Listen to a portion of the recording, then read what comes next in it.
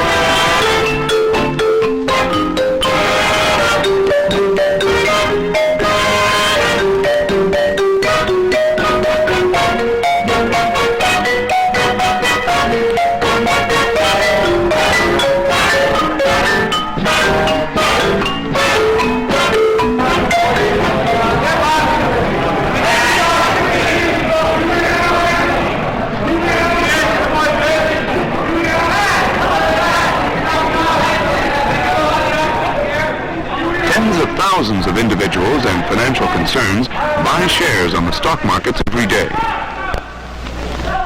For example, General Motors is owned by more than 1 million shareholders. IT&T is owned by close to 300,000 individuals and companies, and the capital of U.S. Steel belongs to 300,000 shareholders. Only rarely can an individual be the sole owner of a transnational. Of the 100 largest companies in the United States, only 4 have their majority ownership in the hands of an individual or single family. An individual or family holding between 20 and 30% of a company's shares can often exercise control, but shares are usually spread among tens of thousands of shareholders.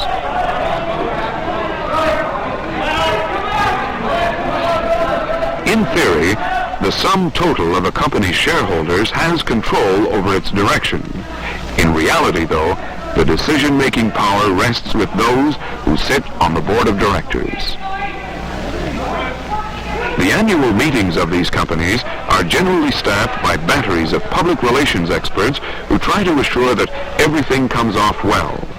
The PR men even use communications experts to carefully assemble annual reports for the shareholders.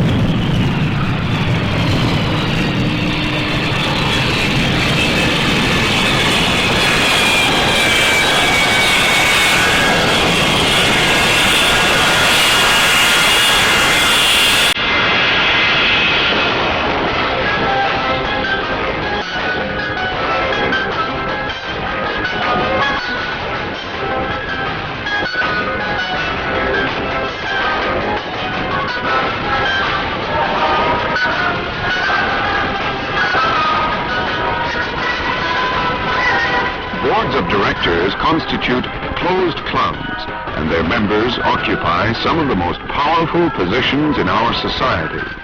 And typical directors hold seats on the boards of many companies.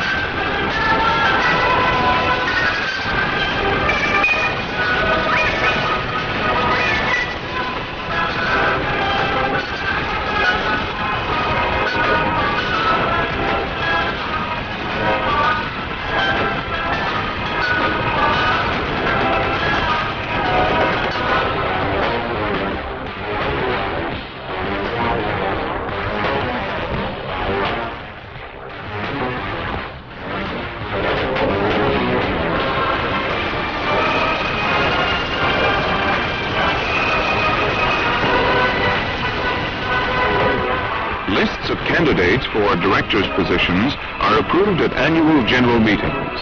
The lists are prepared by the board of directors. A typical board of directors is designed to set goals and back decisions taken by those involved in the daily operations of a company or corporation. A group of 800 people holds the decision and policy-making power of the largest transnationals in the United States. The select club of directors comes from 3 specific areas: senior management, banking, and the legal profession.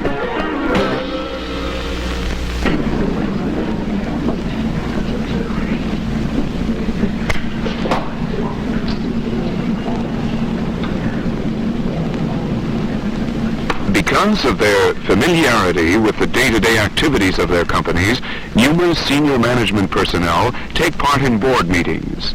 Senior executive officers, presidents, and chief executive officers, and senior management handle the daily applications of board decisions.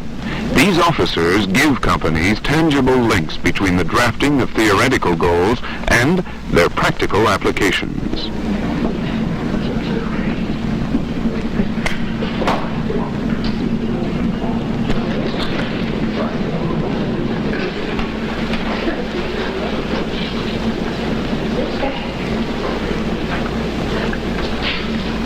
Same executive officers reward themselves well.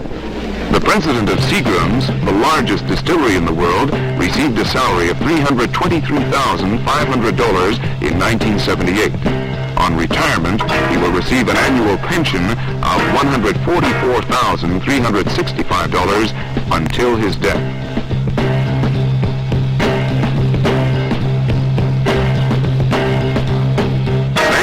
Occupy privileged positions on boards of directors.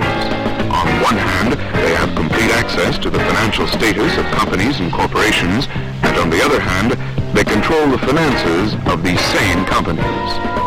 The loans granted by these bankers permit companies to turn paper projects into reality, and the power held by bankers actually feeds on itself. For example, the directors of the 7 largest Canadian banks hold a total of 3,152 positions on the boards of companies who handled $585 billion worth of business in 1978. Banks, in effect, hold more power than the Minister of Finance, who is elected by the people.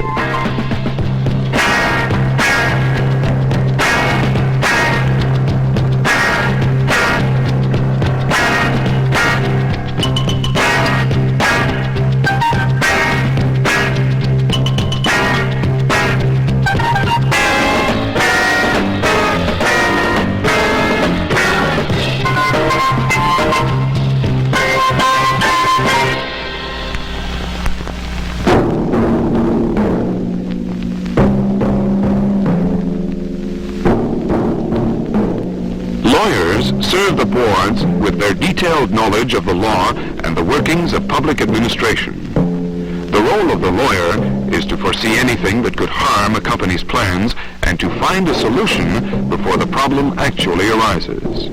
Lawyers know who to contact and what approach to take so that laws are designed to help the companies they represent.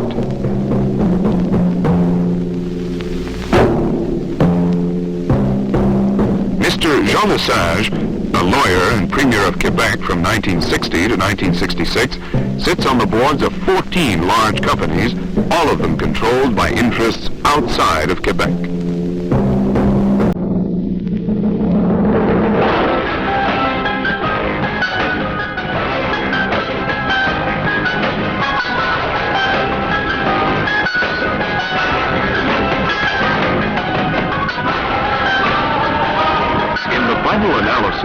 The senior managers, the bankers, and the lawyers, all the board members have one thing in common.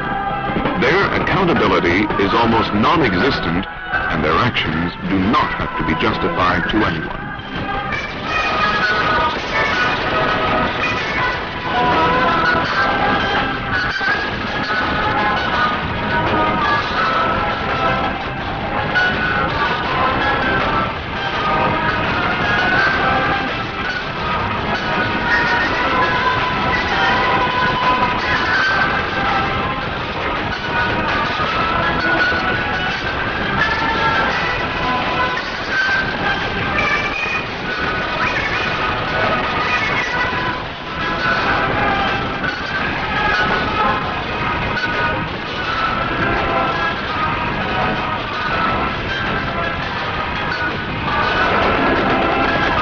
This company's head office is in Montreal. It has more than 60 subsidiaries around the world, in the US, Ireland, Turkey, Malaysia, Brazil, and elsewhere. With assets of more than $11 billion, this company and its subsidiaries form the largest industrial group in Canada. The company is Bell Canada. Bell Canada owns North America's second largest telecommunications manufacturer, Northern Telecom. Its research laboratories are by far the best in Canada, and for quite a number of years, the company has been interested in considerably more than the simple telephone. Bell Canada's attention has been captured by computers and information processing.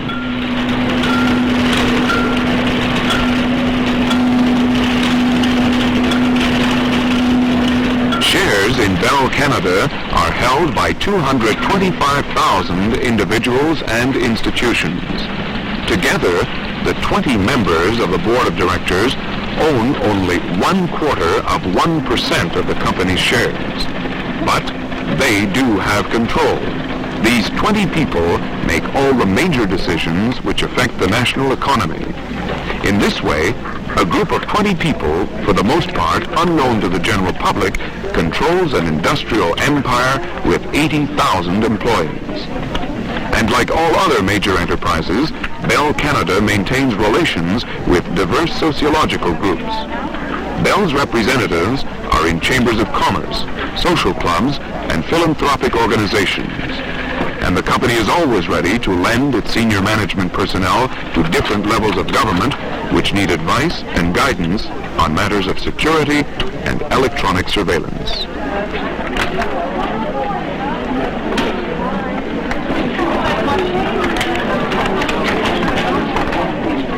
Bell Canada's administrators place their company's interests above all else. To capitalize on a cheaper labor force, the company would not hesitate closing a plant in Canada and reopening in a third world country where workers have little access to union protection.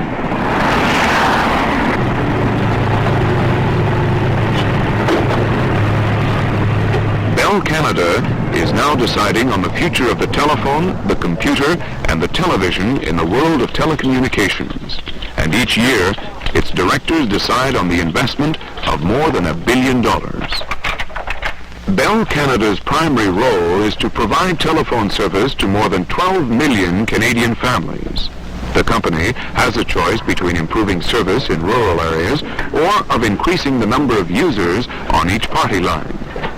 The number of users on each of these lines keeps on increasing, but the company insists on keeping its profit margin in rural areas at the same level as its profit margin in cities, and as a result, Rural customers often have to pay long-distance charges on calls to people who live only a couple of 100 meters away. It's more profitable for Bell to use telephone revenues in the development of computers and word processing equipment instead of for the improvement of rural services. The company's principal commercial strategy rests mainly on offering customers expensive, non-essential extras with the ultimate goal of broadening its base of computer facilities. The company is a leader in network communication via satellite. It has developed computers and information banks which can make any of a multitude of telephone numbers available on request. However, the company claims it is unable to supply a public telephone which gives change on a 25-cent piece.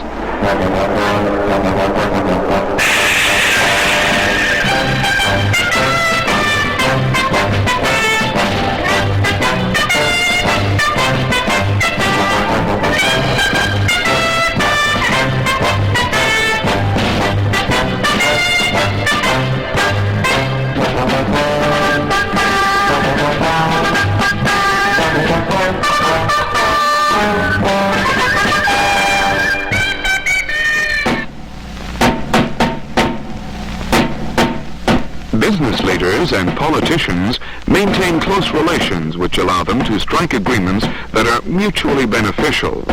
Public pressure in the United States has forced some large American companies to reveal sizable bribery networks, with foreign politicians as the main recipients of under-the-table payments.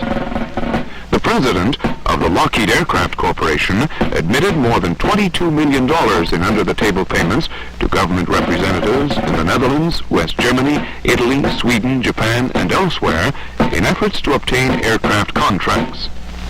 Some of the notable beneficiaries of the Lockheed payments were Prince Bernhard of the Netherlands, an organizer of Japan's Liberal Democratic Party, and the West German Minister of Defense. Other corporations, such as Exxon, Gulf, and Northrop, also publicly admitted making large bribery payments to politicians and government representatives in the hopes of securing rich government contracts.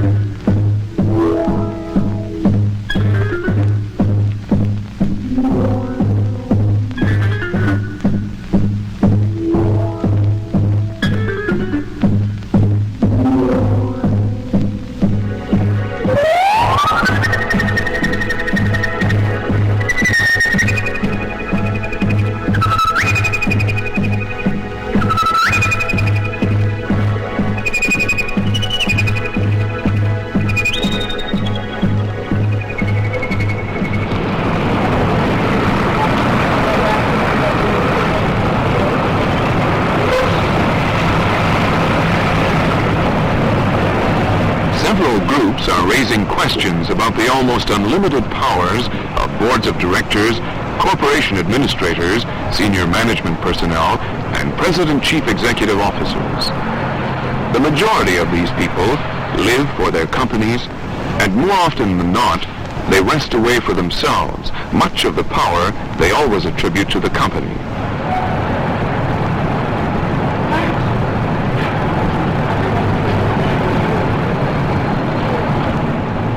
We have to ask ourselves questions about the power wielded by these groups of individuals who operate free of any democratic process. Their decisions are often secret and almost always irreversible. These people fashion the world in which 5 billion live.